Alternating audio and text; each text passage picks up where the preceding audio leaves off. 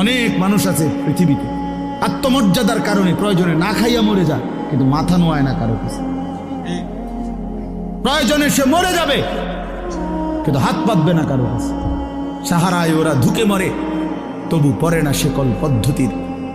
এটা আমরা কবি নজরুলের কবিতায় পড়ছিলাম যে কেন আল্লাহ তাআলা নবী সাল্লাল্লাহু আলাইহি সাল্লামের জন্য মক্কার কুরাইশদেরকে অধিকাংশ সাহাবী হিসাবে নির্বাচন করলেন কেন? পৃথিবীতে একমাত্র জাতি ছিল মক্কার কুরাইশরা, যারা প্রয়োজনে সাহারা মরুভূমিতে মরে যাবে দুকে দুকে, কিন্তু কারো গোলামি, কারো সামনে ঘাড় নোয়ানো, কারো পরাধীনতা স্বীকার করা, এইটা তাদের স্বভাবে ছিল না। এই জন্য আরব উপদ্বীপে এই মক্কার জনগোষ্ঠীর উপরে তৎকালীন যুগে দুইটা সুপার পাওয়ার ছিল। একটা ছিল রোম সাম্রাজ্য, একটা ছিল পারস্য সাম্রাজ্য। ওই দুই সাম্রাজ্যের কেহই কোনোদিন একদিনের